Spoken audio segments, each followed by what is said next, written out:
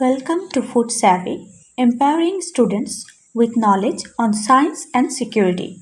In this video, we will explore crucial aspects of food safety, including the risk of water contamination, the impact of chemical pollutants, and the danger of bacterial contamination.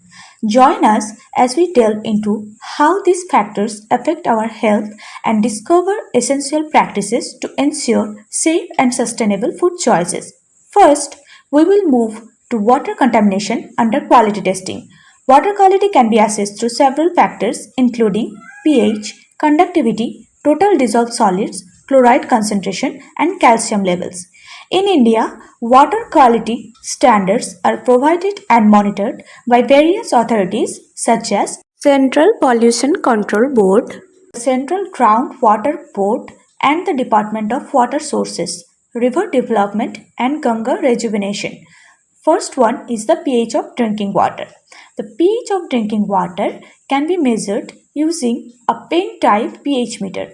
The pH of most drinking water should fall within the range of 6.5 to 8.5.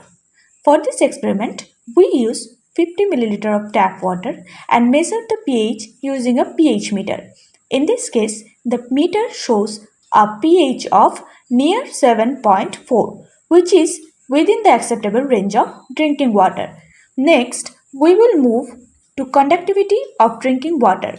Conductivity measures the water's ability to conduct electricity and provides an indication of the dissolved mineral content. When a conductivity meter is dipped into the tap water sample, it shows a reading of 15, which then multiplied by 10 gives a conductivity of 150 microsiemens per centimeter, which is not within the acceptable range for drinking water. That indicates poor quality of water. Next, we will move to total dissolved solids, that is TDS. TDS refer to the total amount of dissolved inorganic and organic substances such as calcium, magnesium, potassium, and sodium in the water. The acceptable TDS range for drinking water is 50 to 150 ppm. Using a TDS meter, the value of water sample reads 51 ppm, which is then multiplied by 10, giving a final value of 510 ppm, which exceeds the recommended range. Analysis of chlorine ion in tap water. To analyze the chloride concentration in water, a titration method is used. The following materials under reagents are required for the titration experiment: silver nitrate, tap water, potassium chromate, 1 ml pipette, conical flask, a burette filled with silver nitrate solution. 20 ml of distilled water is added to a conical flask followed by 1 ml of tap water. After shaking for uniform mixing, a few drops of potassium chromate are added, turning the solution into yellow color. The solution is titrated with silver nitrate until the color changes to brown. By using V1N1 is equal to V2 formula, we have estimated the value of chloride in tap water, that is around 710 ppm. Then we are moving to analysis of calcium ion in tap water. For this titration, we prepared the following materials, that is standard EDTA solution, tap water, Ediochrome black tea indicator, ammonia buffer solution, conical flask, pipette, and burette filled with standard EDTA solution. For the titration, 20 ml of distilled water is taken in conical flask and then 1 ml of tap water is added. Mix well for uniform mixing. Then EBT is added, shaken well, and few drops of ammonia buffer is added. Then the solution color changed transparent to red. Then we are titrating against EDTA until the solution color changed to blue in color. To determine the calcium level, V1N1 equal to V2N2 formula is used and the level of calcium in tap water found to be 400 ppm. That's all about water contamination, and we'll move to chemical contamination. The obtained value indicates that the water is of poor drinking of quality. These are the final results of our experiment. Here we have compared with the standard value other than pH, all the values showing the water is not drinkable. Effective solutions for reducing TDS, conductivity chloride and calcium in water: reverse osmosis, distillation, deionization, ion exchange and electrodialysis. This concludes the analysis of water contamination. Next, we will move on to chemical contamination analysis. Chemical contamination in food can occur at various stages of the food supply chain, including preservatives, coloring agents, flavoring agents, sweetening agents, stabilizing agents that can cause serious health hazards, including cancer, neurological disorders, reproductive issues, etc. Ever questioned if your food is truly natural? Say no to unhealthy food and choose nutritious alternatives.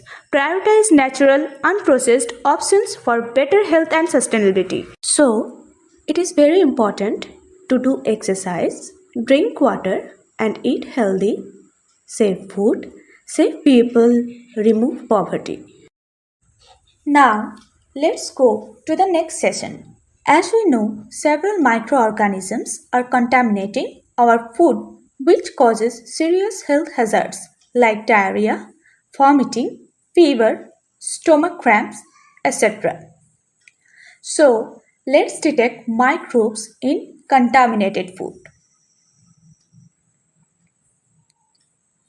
As we know, health is wealth, and it is very important to ensure the safety of our food. Here, we use the sequential experimental steps to examine microbes in spoiled food. Now, let's explore the experimental session. Here, we are using nutrient agar to examine the presence of microbes in food.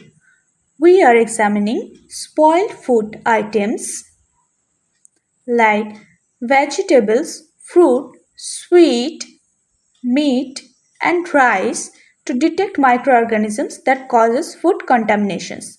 Now let's see the collected specimens. This is the spoiled food, vegetables, sweet, rice and meat.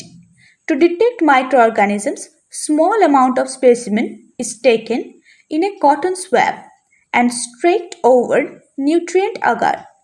This process helps to identify the microbes that grow in each spoiled food item. Here, the nutrient agar helps the streaked microbes to grow in a suitable condition so that we can observe the specific microbes that spoiled the food. Further, store the streaked agar plates at 37 degrees Celsius for 24 hours and sterilize the workplace to avoid external contamination. After 24 hours, we can observe the sample stored in the incubator and monitor the respective contaminants. Here, in the bare agar plate, no microbial growth was observed, but the vegetables, sweet, rice, meat, and fruit were highly contaminated with microbes. Here you can see different types of food items are contaminated by different microbes. From this, we can understand that the intensity of food contamination by microbes is too high to cause several diseases. This contamination can only be prevented by safe and healthy practices like eating well-cooked food and avoiding fast food. Also maintain a good hygiene practice like washing hands and drinking boiled water. Always try to keep the food items closed or ensure proper storage to prevent unexpected spoiling of food by airborne pathogens. Always make sure that the food you eat is not expired to cause any health issues because expired food items causes serious health hazards.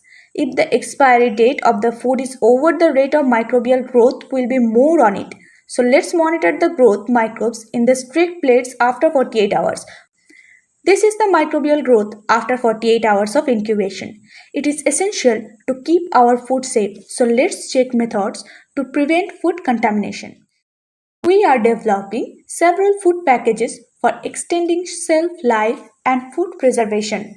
Reinforced silica, reinforced PLA was developed with active packaging properties like antibacterial, antioxidant property, sensing property, barrier property, and UV blockage for food preservation. Safe seal, safe meal.